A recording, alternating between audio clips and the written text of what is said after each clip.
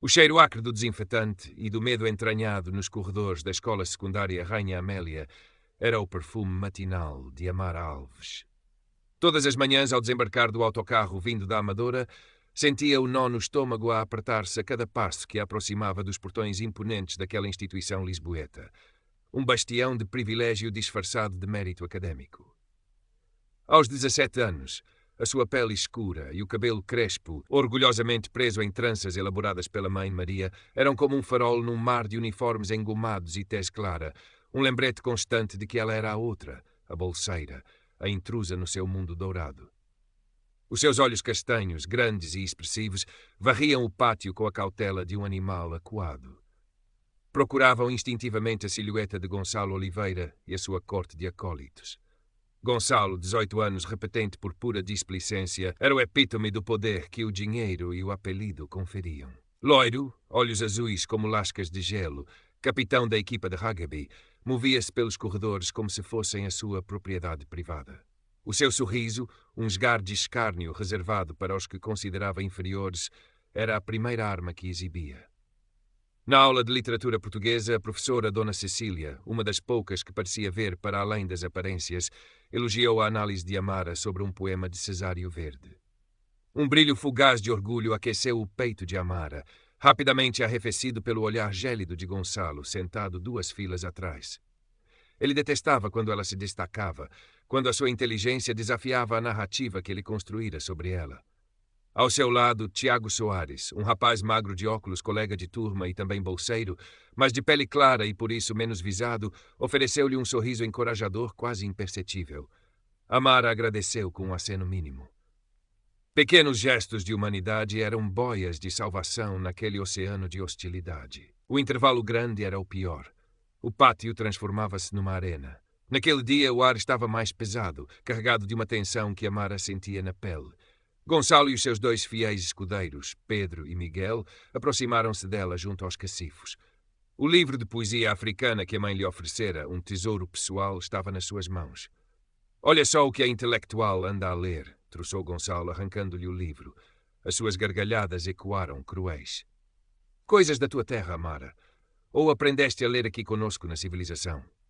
Pedro filmava tudo com o telemóvel, o sorriso idiota estampado na cara. Miguel ria, cúmplice. Amara sentiu o sangue ferver, mas a voz não saía. A pequena cicatriz acima da sobrancelha esquerda, recordação de um empurrão violento de Gonçalo no ano anterior, latejou. Ela tentou alcançar o livro. Devolve-me, Gonçalo. Devolver. Ele arqueou uma sobrancelha. Acho que este livro precisa de um pouco de modernização. Com um gesto teatral, rasgou a capa e, em seguida, página por página, atirando os pedaços para o chão como confetes sujos, sob os olhares de outros alunos. Alguns divertidos, a maioria indiferente, uns poucos desviando o olhar, envergonhados pela sua própria inação. O som do papel a rasgar-se era mais doloroso do que qualquer golpe físico. Eram as palavras da sua herança, a voz da sua mãe naquelas páginas, agora profanadas. As lágrimas ameaçaram transbordar, mas ela engoliu-as, recusando-se a dar-lhes essa satisfação. O telemóvel de Pedro continuava a gravar, capturando cada segundo da sua humilhação. Amara ficou ali, paralisada, o coração a martelar contra as costelas, enquanto os fragmentos do seu livro jaziam aos seus pés. O riso de Gonçalo era um ácido a corroer-lhe a alma. Quando finalmente se afastaram, deixando-a com os restos da sua dignidade e do seu livro, um pensamento cristalizou-se na sua mente, frio e cortante como vidro partido. Chega. Current Path Characters, 3.979. Total Characters, 3.179. Com os restos do livro recolhidos num saco de plástico, Amara dirigiu-se à sala do diretor Moraes. A sala, revestida a madeira escura e adornada com fotografias de equipas desportivas vitoriosas e antigos alunos de sucesso, transandava a privilégio e a uma indiferença polida. O diretor Moraes, um homem de meia idade, com um fato impecável e um sorriso que não alcançava os olhos, ouviu-a com uma paciência estudada. Amara expôs os factos, a voz a tremer ligeiramente, mas firme. Mostrou os restos do livro. Mencionou o vídeo. Minha querida Amara, começou o diretor, o tom paternalista a irritá-la profundamente. Compreendo que estejas aborrecida. Os rapazes, por vezes, excedem-se nas suas brincadeiras. O Gonçalo é um jovem, enérgico. Tenho a certeza que não queria magoar-te assim tanto. Isto não foi uma brincadeira, diretor Moraes. Foi um ato de vandalismo e humilhação, racista. A última palavra saiu com mais força do que ela pretendia. O diretor suspirou, a máscara de paciência a escorregar ligeiramente. Não vamos usar palavras tão fortes, está bem? Racismo é uma acusação muito séria. Tenho a certeza que houve um mal-entendido. E sejamos honestos, Amara, por vezes o teu comportamento mais reservado pode ser mal interpretado pelos teus colegas. A culpa, subtilmente, era dela. Amara sentiu uma onda de náusea. O meu comportamento reservado? Vou falar com o Gonçalo e com os pais dele, disse o diretor, levantando-se, sinalizando o fim da conversa. Mas aconselho-te a tentar integrar-te mais, a não te isolares. A escola é sobre comunidade. Comunidade. A palavra soou como um insulto. Ela saiu da sala, o saco com o livro destruído a pesar 1 tonelada. A injustiça era um gosto amargo na boca. Naquela noite, a sua mãe, Maria, ao ver o estado do livro e a angústia nos olhos da filha, ficou lívida. No dia seguinte, vestiu o seu melhor fato de domingo e foi à escola. Amara esperou-a no portão, o coração apertado. Maria saiu 1 hora depois, o rosto carregado. O diretor Moraes tinha sido polido, mas inflexível. Sugerira que talvez a escola secundária Rainha Amélia não fosse o ambiente mais adequado para Amara se ela era tão sensível. Mencionara de passagem a importância da bolsa de estudo de Amara e como seria uma pena se incidentes continuassem a perturbar a harmonia da escola. A ameaça velada era clara. Amara sentiu-se afundar. Nem a sua mãe, a mulher mais forte que conhecia, conseguira furar o muro de complacência. Estava sozinha. O sistema encarnado no diretor Moraes e protegido pelos apelidos influentes como Oliveira não só a desprotegia, como a culpava. Durante dias, Amara moveu-se como um fantasma. O medo era uma presença constante, mas por baixo dele uma nova emoção começava a borbulhar. Uma raiva fria, lúcida. Se ninguém lhe faria justiça, ela encontraria o seu próprio caminho. A imagem do sorriso arrogante de Gonçalo, do vídeo da sua humilhação a circular entre os alunos, alimentava essa chama. A sua inteligência, antes um refúgio, tornou-se a sua arma potencial. Começou a observar. Observava Gonçalo, a sua necessidade de aprovação do grupo, a forma como se exibia, a sua dependência do estatuto e da imagem. Observava os seus amigos, a lealdade superficial, os risos forçados. Observava os professores, quem era complacente, quem desviava o olhar. Observava a escola, as câmaras de vigilância mal posicionadas, os horários de menor supervisão, as vulnerabilidades do sistema informático arcaico que geria os ecrãs de anúncios nos corredores. Tiago, notando a mudança em Amara, o brilho sombrio nos seus olhos, a forma como ela agora encarava Gonçalo em vez de desviar o olhar, aproximou-se dela na biblioteca. Ele é um idiota, murmurou, referindo-se a Gonçalo. O que ele te fez? Não foi justo. Ofereceu-lhe um chocolate. Não é muito, mas... Amara olhou para ele, a desconfiança inicial a abrandar. Obrigada, Tiago. Pela primeira vez em muito tempo, não se sentiu completamente só. Partilhou com ele, em voz baixa, a sua frustração, a sua raiva contida. Tiago ouviu acenando. Se precisares de ajuda para estudar ou qualquer coisa, ele disse, hesitante. Eu sou bom com computadores. A oferta ficou no ar. A primeira oportunidade surgiu de forma inesperada. A escola organizou um dia das profissões. E o pai de Gonçalo, um empresário influente com aspirações políticas, foi convidado para dar uma palestra sobre liderança e sucesso. Gonçalo pavoneava-se, exultante com a atenção. Amara sabia por Tiago que Gonçalo tinha acesso à conta de administrador dos projetores da sala de eventos, pois costumava ajudar o professor de TIC. Na noite anterior à palestra, Amara e Tiago ficaram até tarde na biblioteca da escola, supostamente a estudar. Com Tiago a montar guarda e a criar uma diversão momentânea para o segurança, Amara, usando um tutorial que encontrara online e a palavra passe padrão que Tiago suspeitava que nunca fora mudada, conseguiu aceder remotamente ao computador que controlaria a apresentação.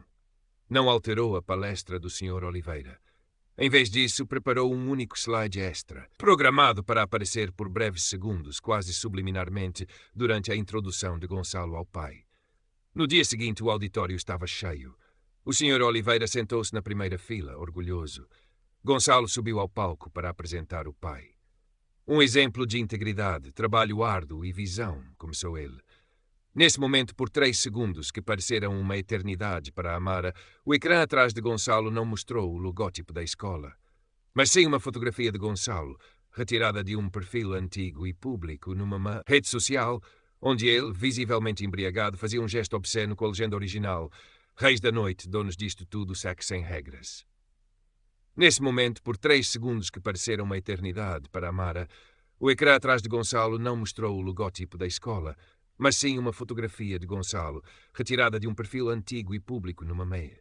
O slide desapareceu tão rapidamente como surgira, substituído pelo logótipo. Poucos na audiência pareceram notar conscientemente, mas houve um murmúrio, uma hesitação. O próprio Gonçalo não percebeu, mas o Sr. Oliveira, na primeira fila, franziu o sobrolho, uma sombra de irritação a cruzar-lhe o rosto. Amara, sentada no fundo, sentiu um pequeno, mas vicioso arrepio de satisfação. Era um golpe minúsculo, quase invisível, mas era um começo. Era uma mensagem para si mesma. Ela podia lutar. Gonçalo, no entanto, pareceu sentir que algo não estava certo. Nos dias seguintes, tornou-se mais errático, a sua arrogância tingida de paranoia. Começou a desconfiar dos próprios amigos, perguntando quem teria acesso às suas fotos antigas. O pequeno incidente serviu para semear a discórdia no seu círculo. Amara e Tiago, agora uma equipa relutante, mas eficaz, começaram a planear com mais cuidado. Tiago descobriu que a página não oficial de confissões da escola no Instagram era gerida por um aluno do último ano que estava disposto a colaborar anonimamente se lhe dessem material suficientemente sumarento e se a sua identidade fosse protegida. Amara começou a escrever, não acusações diretas, mas pequenas histórias, anedotas, confissões anónimas que pintavam um retrato pouco lisonjeiro de Gonçalo e do seu grupo. A vez que ele copiou descaradamente num teste importante e se gabou disso, a forma como tratava os funcionários da cantina, os comentários depreciativos que fazia sobre raparigas. Cada confissão era cuidadosamente redigida para ser credível, com detalhes que só alguém próximo poderia saber. Detalhes que Amara, como observadora silenciosa, ou Tiago, através da sua rede de amigos, tinham recolhido. A página de confissões tornou-se viral dentro da escola. Gonçalo, inicialmente divertido com o drama alheio, começou a perceber que muitas das histórias mais populares e embaraçosas eram sobre ele ou os seus amigos. A sua imagem de líder carismático começou a rachar. Os sussurros nos corredores aumentaram. Alguns alunos começaram a olhar para ele de forma diferente, com menos admiração e mais desprezo. Ele tentou descobrir quem estava por detrás das publicações, ameaçando, mas as mensagens eram anónimas e bem protegidas. A sua frustração crescia, tornando-o mais descuidado e agressivo. Numa tarde nos balneários depois do treino de rugby, Gonçalo, irritado com uma derrota e com as provocações veladas dos colegas sobre as confissões, teve uma explosão. Insultou violentamente um colega de equipa mais novo e mais fraco, acusando-o de ser o bufo. A discussão foi acesa e Gonçalo chegou a empurrar o rapaz contra os cacifos. O que ele não sabia era que Tiago, prevendo o seu mau humor, tinha discretamente deixado o seu próprio telemóvel a gravar áudio num cacifo aberto próximo. A gravação era ouro. A voz de Gonçalo, distorcida pela raiva, proferindo ameaças e insultos, era inconfundível. Amara sentiu um misto de repulsa e triunfo ao ouvir. Não havia contexto visual, mas a violência verbal era explícita. Precisamos de mais, disse Amara a Tiago, a sua voz agora desprovida de qualquer hesitação. Isto é bom, mas ele pode alegar que foi provocado, que estava no calor do momento. Gonçalo, cada vez mais isolado e paranoico, começou a cometer erros.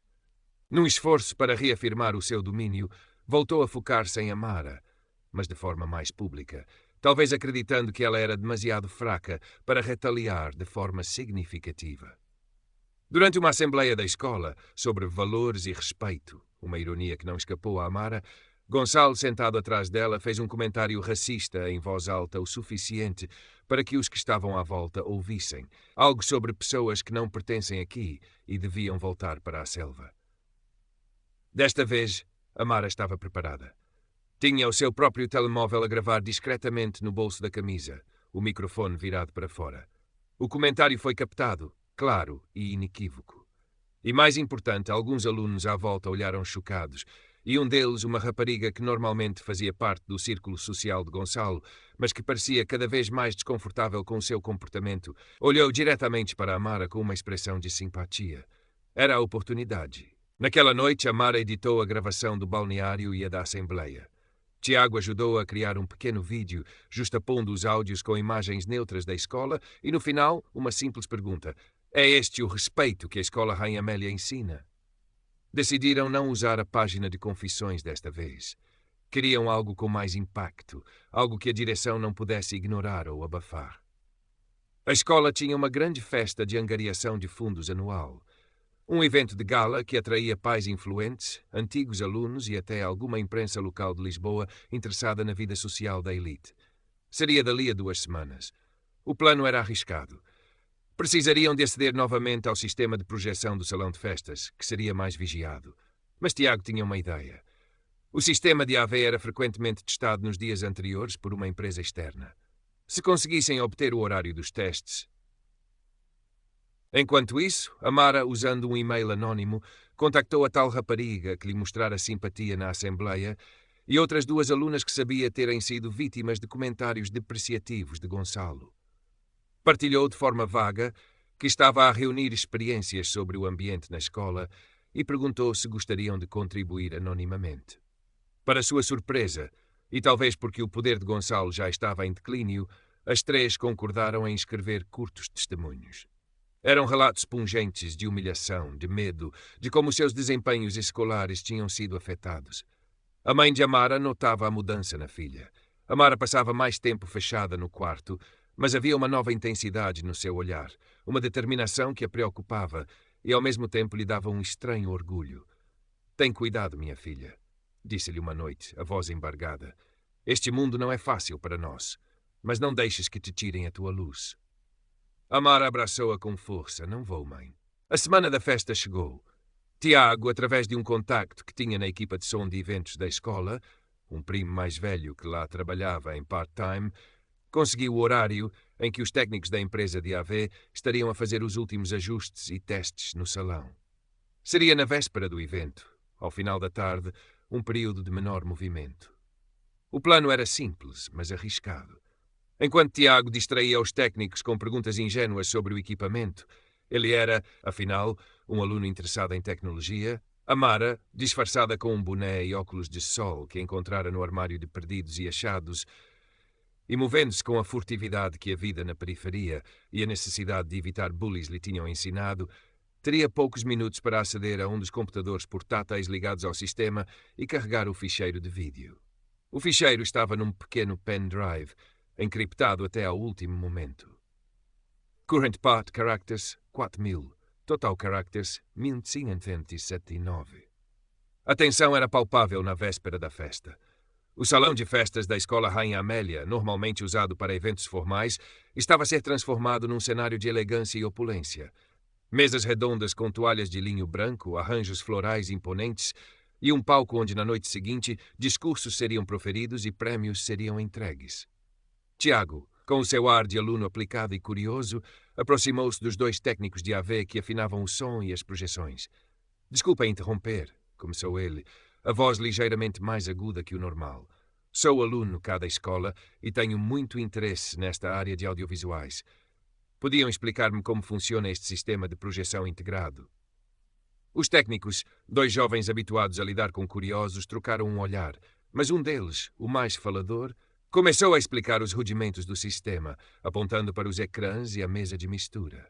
Tiago fazia perguntas pertinentes, mantendo-os ocupados, de costas para um dos computadores portáteis deixados momentaneamente sem supervisão direta numa mesa lateral. Era o sinal.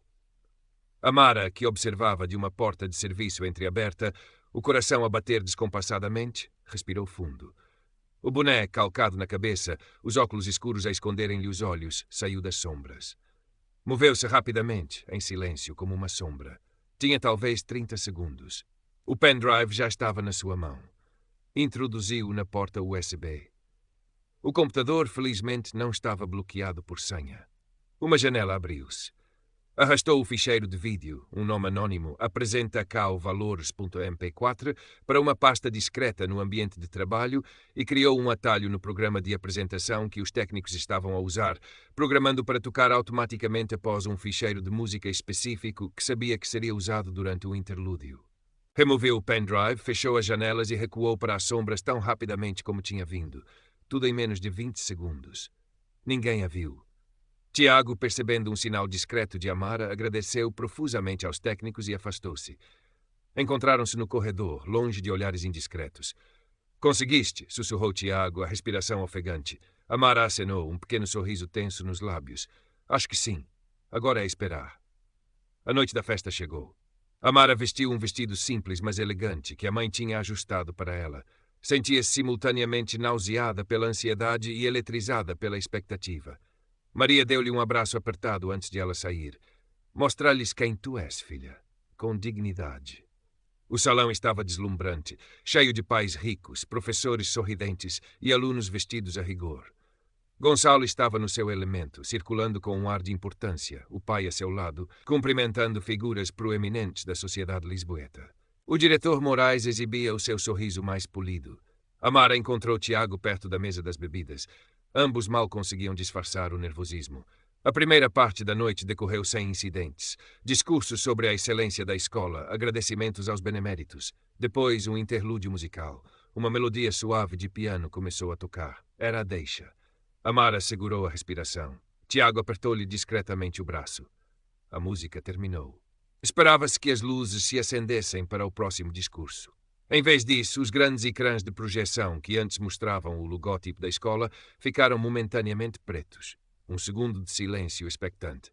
E então começou. A voz de Gonçalo, amplificada pelo sistema de som, encheu o salão. Não com palavras de agradecimento, mas com os insultos e ameaças que proferira no balneário. És um zero à esquerda, um merdas. Achas que podes sequer olhar para mim? As imagens nos ecrãs eram apenas o símbolo da escola, mas o áudio era devastador. Seguiu-se a gravação da Assembleia, a voz dele clara como cristal. Pessoas que não pertencem aqui e deviam voltar para a selva.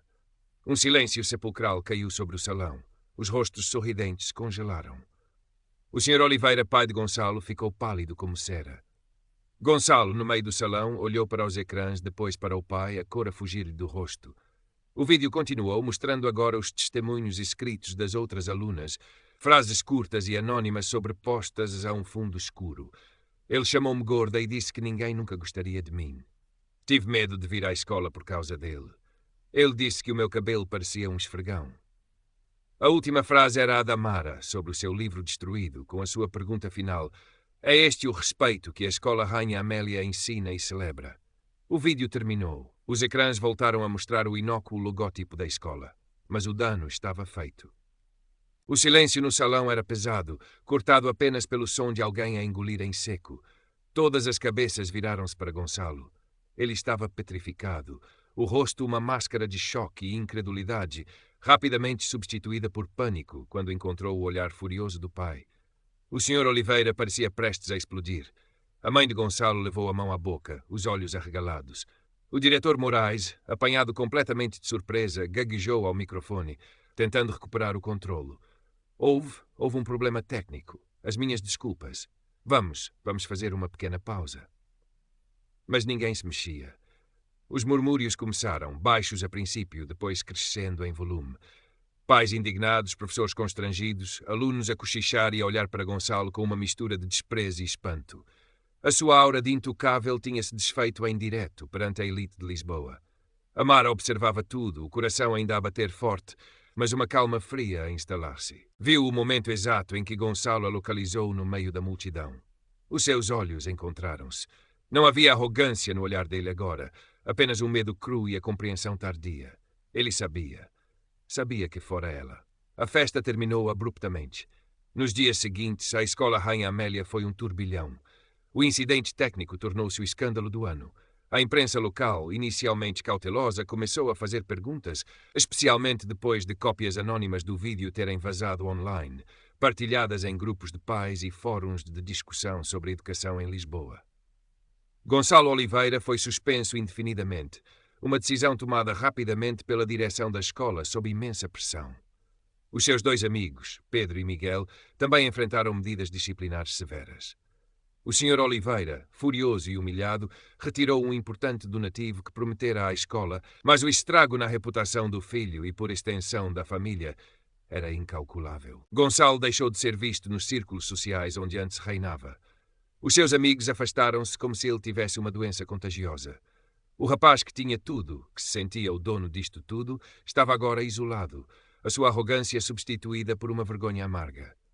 O diretor Moraes tentou manter o cargo, emitindo comunicados vagos sobre tolerância zero ao bullying e prometendo investigações. Mas a sua credibilidade estava destruída.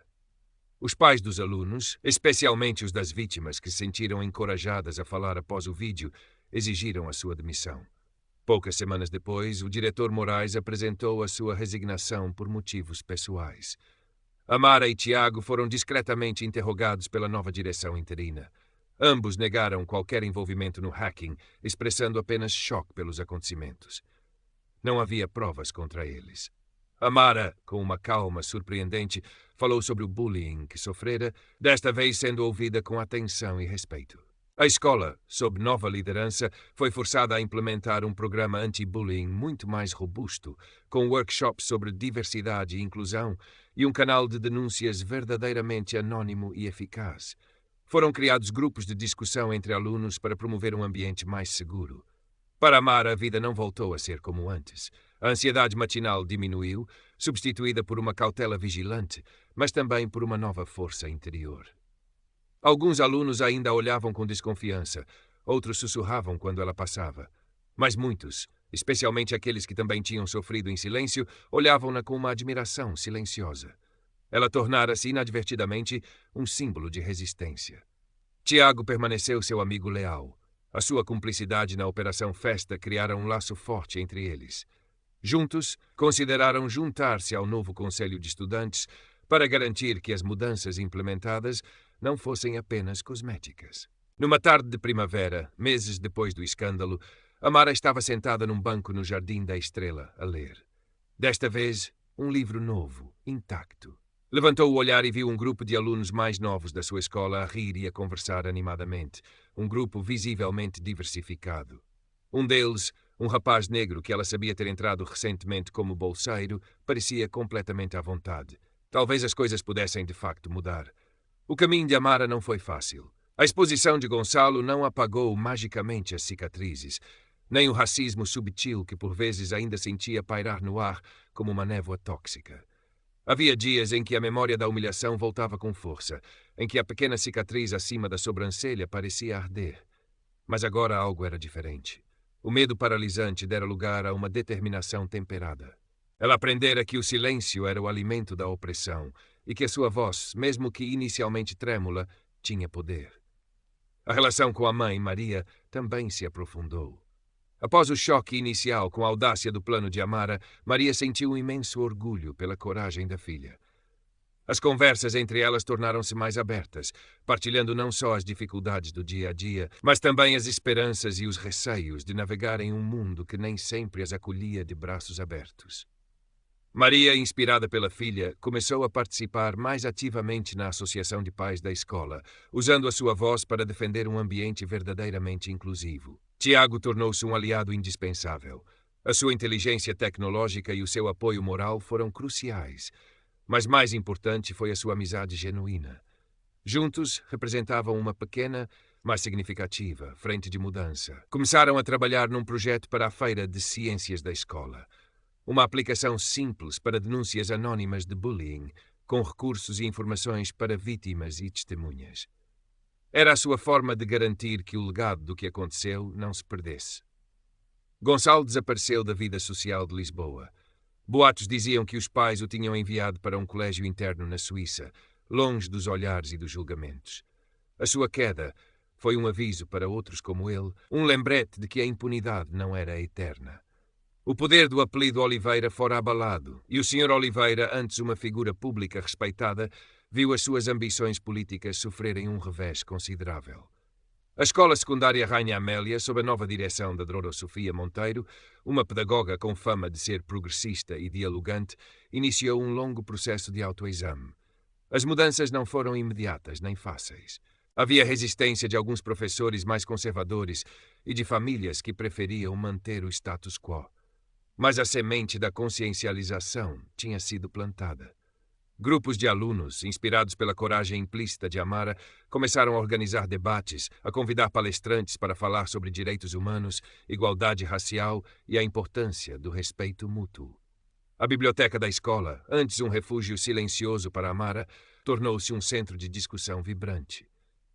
Um ano depois da noite da festa, Amara estava no seu último ano. Já não era a rapariga invisível que tentava desesperadamente não ser notada. Caminhava pelos corredores com uma confiança tranquila, o cabelo crespo solto, desafiando os padrões tácitos de beleza da escola. Era respeitada, não temida. A sua inteligência era admirada, e a sua história, embora nunca totalmente confirmada como sendo obra sua, tornara-se uma espécie de lenda urbana, um conto de advertência para os bullies e de inspiração para os oprimidos. No dia da graduação, Amara foi escolhida para fazer o discurso de despedida em nome dos alunos finalistas, uma honra que um ano antes seria impensável. Subiu ao palco, o mesmo palco onde a sua vingança se concretizara.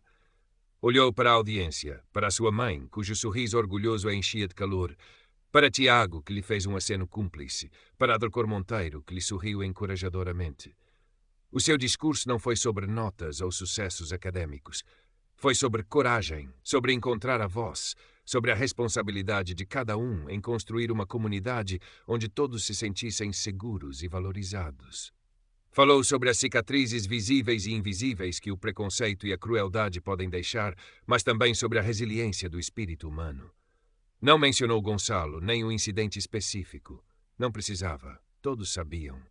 Olhamos para o futuro, disse Amara, a voz clara e firme a ecoar pelo auditório, não para esquecer as lições do passado, mas para construir sobre elas. Cada um de nós tem o poder de ser uma luz, por mais pequena que seja, contra a escuridão da injustiça. A mudança começa conosco, nas nossas escolhas diárias, na forma como tratamos os outros, na coragem de não ficarmos em silêncio. Ao descer do palco, entre aplausos calorosos, Amara sentiu um alívio profundo, uma sensação de ciclo completo. A sua jornada fora do Urosa, assustadora por vezes, mas levara a um lugar de força e autoaceitação que nunca imaginara. As feridas ainda lá estavam, mas já não a definiam. O que a definia era a sua recusa em ser silenciada, a sua luta pela dignidade, a sua e a de outros que poderiam vir depois dela. Depois da cerimônia, enquanto os alunos se despediam e faziam planos para o verão e para a universidade, Tiago aproximou-se dela. Foi um discurso incrível, Amara. Obrigada, Tiago. Não teria conseguido sem ti. Fizemos o que tinha de ser feito, ele disse com um sorriso tímido. E a aplicação de denúncias?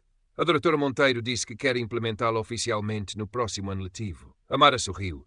Isso é ótimo. Pelo menos algo de bom saiu de tudo isto. Olharam em volta. O ambiente na escola era palpavelmente diferente, mais leve, mais aberto. Claro que os problemas não tinham desaparecido por completo. O preconceito era uma erva daninha difícil de erradicar. Mas agora havia diálogo, havia consciencialização e havia o exemplo, tácito, mas poderoso, do que podia acontecer quando alguém se recusava a ser esmagado. A mãe de Amara aproximou-se, os olhos brilhantes de lágrimas de orgulho. Abraçou a filha com força. Minha guerreira, sussurrou-lhe ao ouvido. Voa alto. Amara sabia que a sua luta pessoal na escola Rainha Amélia tinha terminado.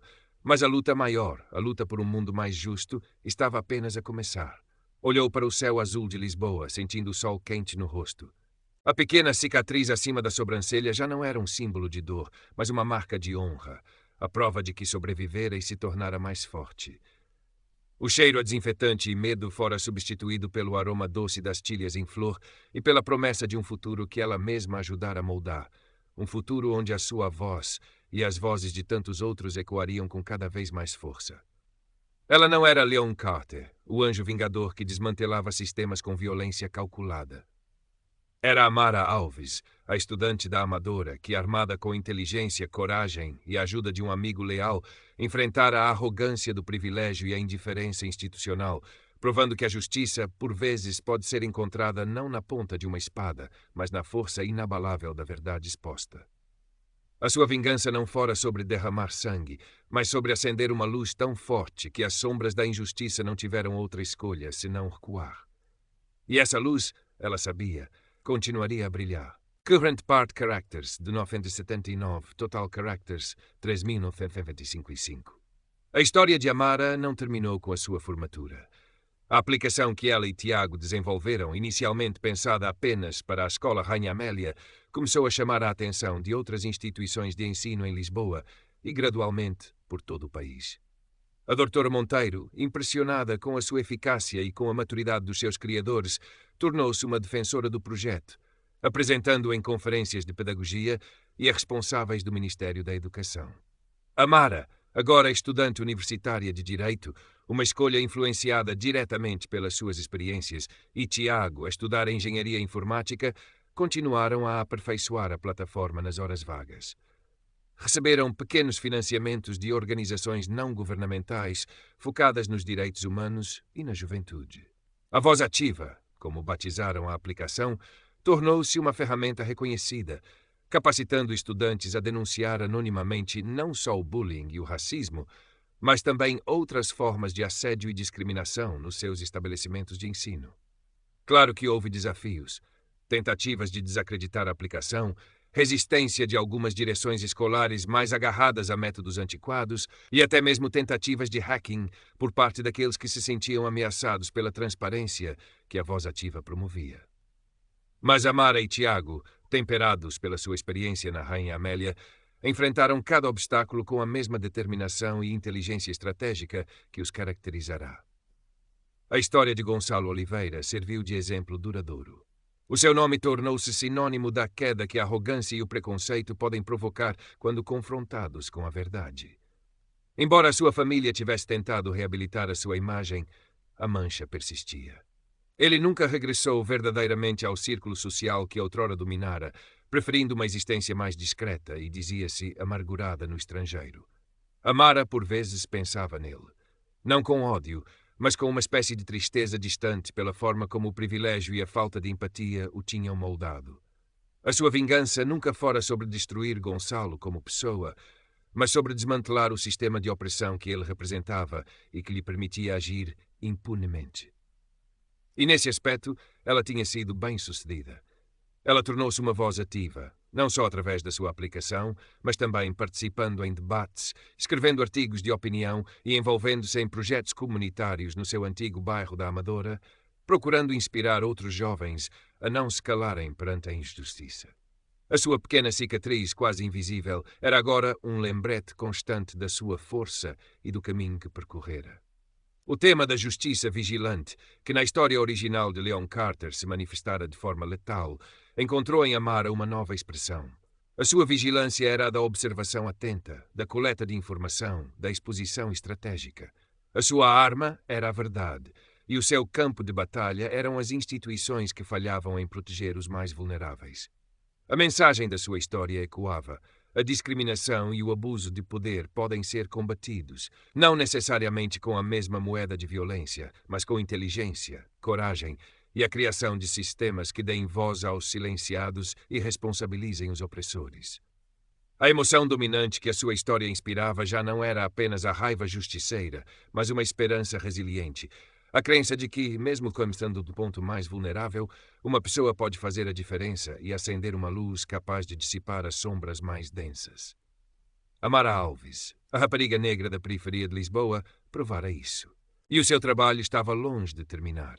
Ainda na universidade, Amara começou a especializar-se em direitos humanos e direito digital, vendo a intersecção destas áreas como crucial para os desafios do século XXI. A Voz Ativa continuava a crescer, com Tiago a liderar a parte técnica e Amara a focar-se na estratégia de implementação, nas parcerias e na garantia de que a ferramenta servia verdadeiramente o seu propósito ético. Tornaram-se uma pequena equipa, com outros jovens voluntários a juntarem-se à causa, inspirados pela sua história e pelo impacto visível do seu trabalho. Houve momentos de dúvida, claro. A luta contra sistemas entrincheirados de preconceito era exaustiva. Por vezes, Amara sentia o peso da responsabilidade, o medo de falhar àqueles que agora olhavam para ela e para a Voz Ativa como um farol de esperança. Nesses momentos, lembrava-se do cheiro do pátio da escola Rainha Amélia, da sensação de impotência, e essa memória reacendia a sua determinação. Lembrava-se do apoio da sua mãe, da lealdade de Tiago e da primeira vez que viu o medo nos olhos de Gonçalo. Não o medo que ela sentira, mas o medo de quem vê o seu pedestal a ruir. Um dia recebeu um e-mail anónimo. Era curto e direto. Obrigado. A vossa